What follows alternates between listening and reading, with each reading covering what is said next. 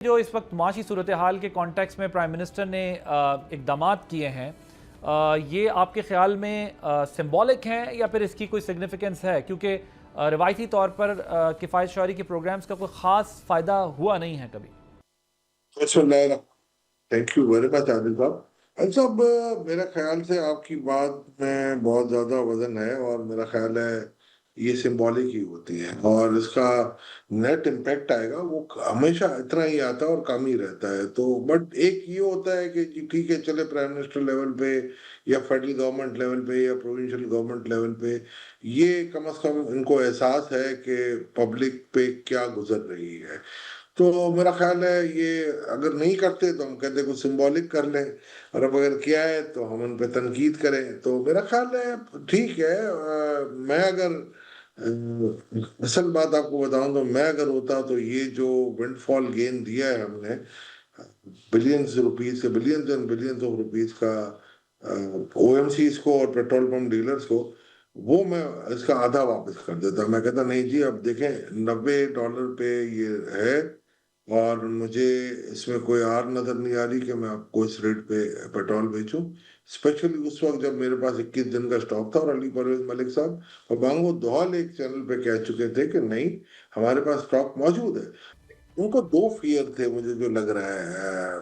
मुझे एक फियर ये था इनको कि कहीं ऐसा ना हो कि जो स्टॉक है एग्जॉस्ट हो जाए और हम मंगवा ना सके, तो वो कंजम्पशन को रिड्यूस करना चाह रहे थे। इसके और भी बहुत तरीके थे, आप कर सकते थे। आप कहते कि ठीक है जी, हम डीलर को कम देंगे, जो डेली कंजम्पशन है या जो उसकी एवरेज ऑफ टेक है उस हिसाब से हम आपको दे देंगे।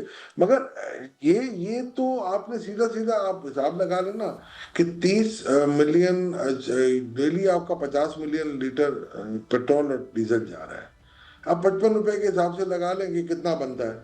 अब आप अगर ये बुनंजा पर डे अगर आप ओएमसी को दे रहे हैं तो मैं समझता हूँ अपन this is something which is not digestible in consumable भी नहीं है ये। तो ये नहीं करना चाहिए था। और अगर अब पीएम साहब को चाहिए कि मेरा ख्याल है अगर अ, उनकी मिनिस्ट्री ऑफ पेट्रोलियम से कहीं को गलती हो गई है, होती है इंसान से, हमारे बड़े बड़े लोग गलती कर जाते हैं, तो ये इसको रिवर्स करते हैं। और ये जो प्राइजेस है ना उसको आप ओरिजिनल उस पर लेके आए, या तो आप उसको स्टैगर करें, या आप उसको से 10 रुपये बढ़ा दिया, फिर हम अगले हफ्ते 15 रुपये बढ़ाएंगे, इस तरीके से करते हैं कि लोगों को ब्रीथ मिले।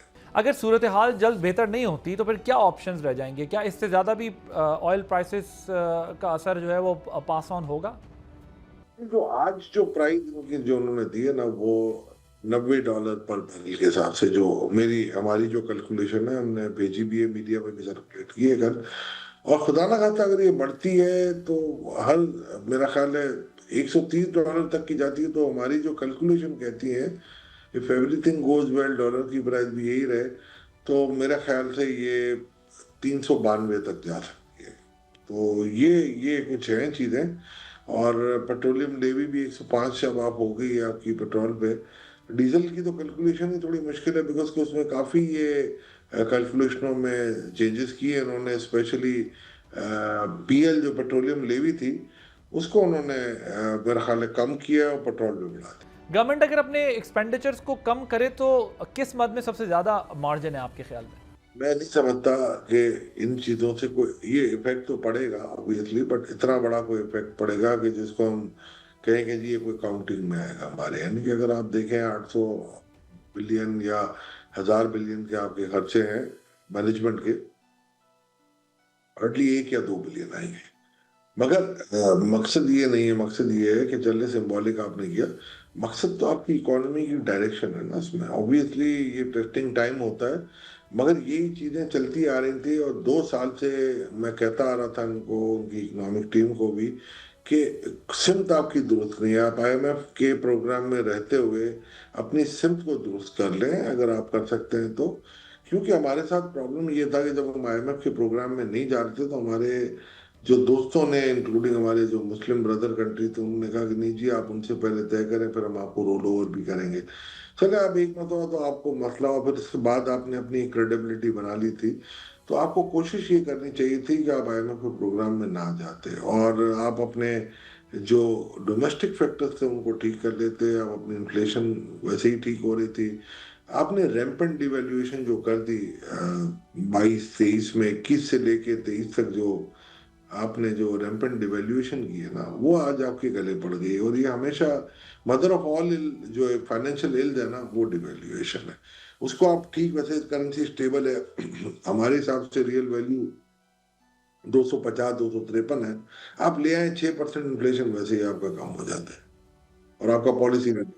Thank you so much. Doctor Ashfaq तौला हमारे साथ मौजूद थे, आप इनकी गुफ्तगू सुन रहे थे। वज़ीर आज़म के किए गए इकदाम का देखते हैं कि क्या नतीजा निकलता है। इससे पहले भी ऑस्टेरिटी कैंपेन्स चलती रही हैं, लेकिन कोई ख़ास इम्पैक्ट नहीं बन सका। लेकिन जो मेजर्स अभी लिए गए हैं, देखना है कि इसका क्या इम्पैक्ट आता है। अगर इनको लेटर एंड स्पिरिट में इम्प्लीमेंट किया जाए तो शायद रिजल्ट्स बेहतर प्रोड्यूस हो सकते हैं। सब्सक्राइब करें और बेल दबाएं ताकि कोई खबर रह न जाए।